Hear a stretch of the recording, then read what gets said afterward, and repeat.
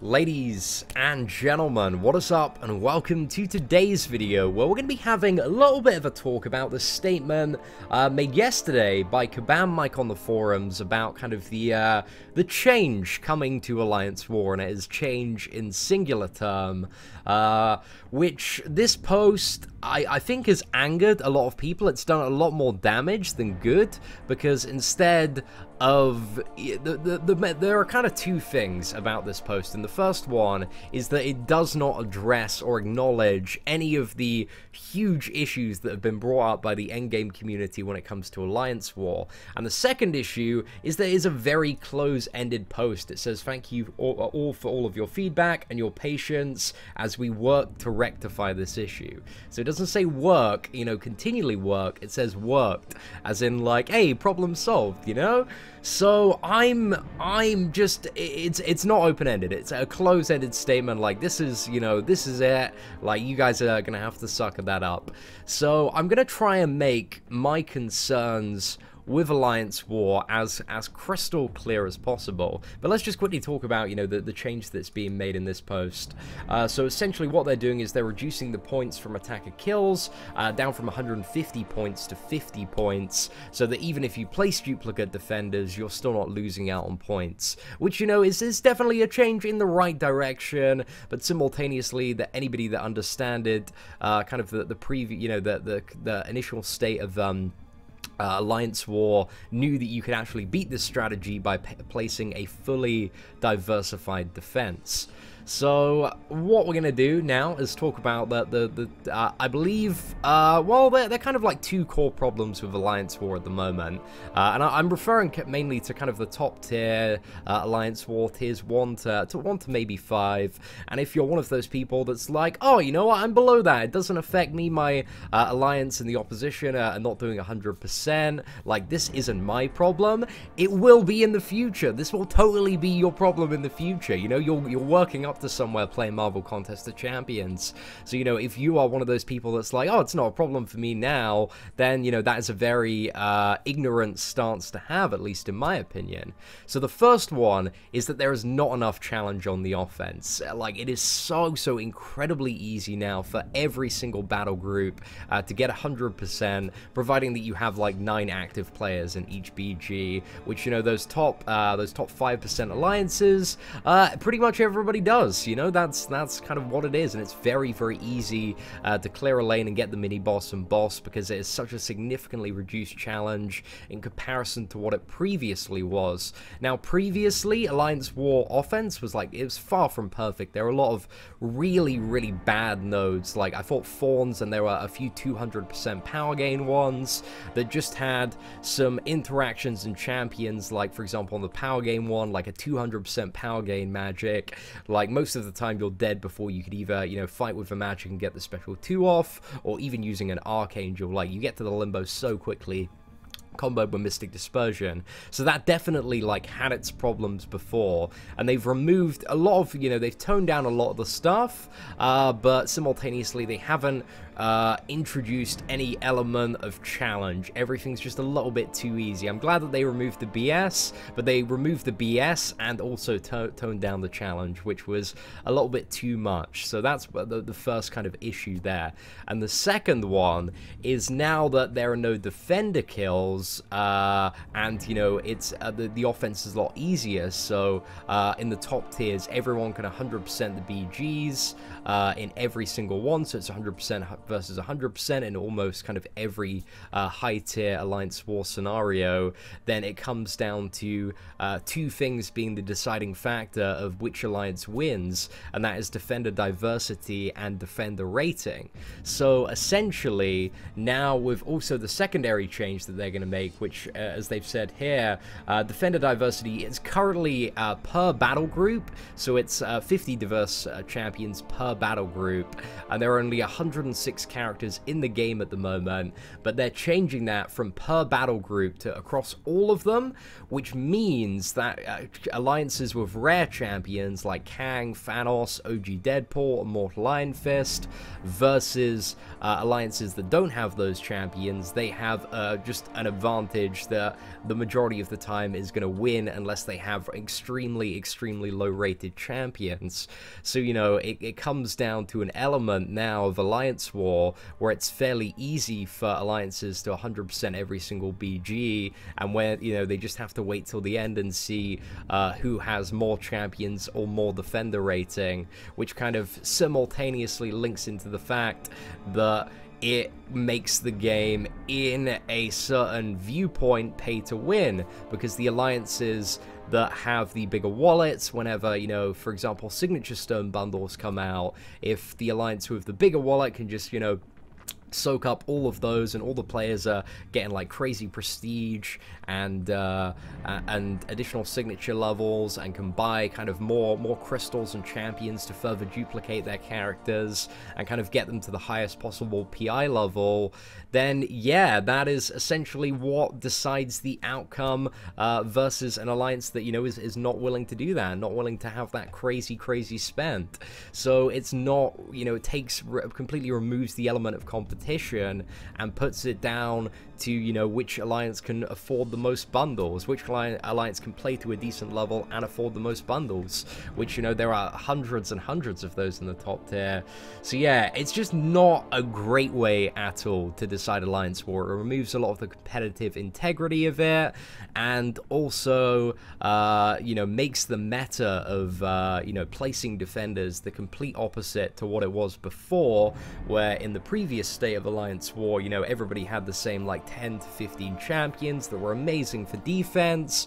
So a lot of people have spent the last, you know, year or two kind of building up those champions, getting them awakened, chucking a lot of signature stones in, you know, both as 4 and 5-star characters. So a lot of people have put so much effort into certain champions and building up their defense to now find out that in the updated version of Alliance War, that is completely negligible and doesn't matter at all.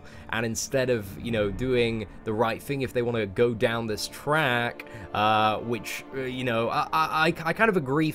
I agree with defender diversity if defender kills are back. Like, I think that's a very important thing. Because I kind of like the idea of, you know, maybe sacrificing the ability to get a kill or two, and kind of running the risk that somebody is, you know, not going to be able to take your magic down in, like, in a single try, and gambling with another defender over the fact of just placing, like, magics and Dormammu's just all over the place. But for defender diversity to work in, you know, and be something that is accepted, defender kills definitely need to come back. That is so incredibly important, at least in my opinion. So yeah, that's kind of my two stances. So the first one is not enough challenge in the offense, and the second one, to be very clear, is defender diversity and rating, because there is not enough challenge on the offense, become the deciding factors of who will win the alliance when it comes to, you know, the final scoring, the Alliance War, when it comes to the final scoring.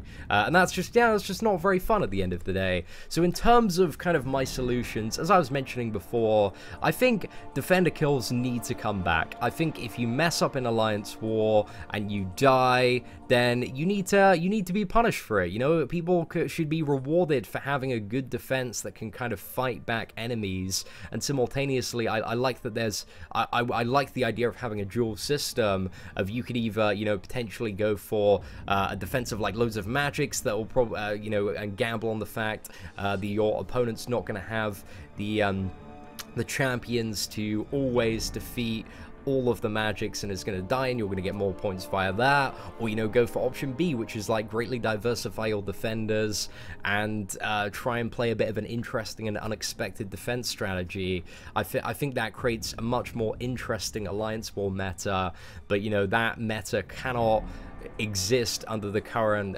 framework with, you know, just, what is it, defender diversity being kind of the sole decider of who wins Alliance Wars the majority of the time. So yeah, that is a big one, and I believe defender kills, they need to come back. They're a very important part of Alliance War, and I think the initial justification for moving defender kills was very weak. It was basically saying that defender kills discourage people from using items, and I feel like, you know, Kabam are going to have much bigger problems than people being discouraged from using items if they don't make this change. They're going to have, you know, it's all over Reddit, man. People calling for a boycott, 1-star reviews. So yeah, defend the kills, in my opinion, like, definitely need to come back. And the second one is if they want to encourage kind of more of this diverse landscape when it comes to the defenders, and again, you know, completely change the theoretical meta of what we had before, I believe the right decision is to issue a batch of rank down tickets. I think that is very important to allow people to kind of readjust their rosters.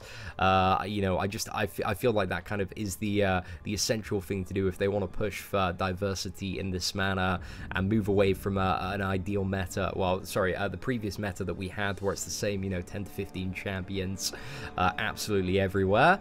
And the next thing they need to do is buff the nodes in the higher tier alliance wars without making them rubbish. So I don't want to see like the return of Thorns. I don't want to see 200% power gain.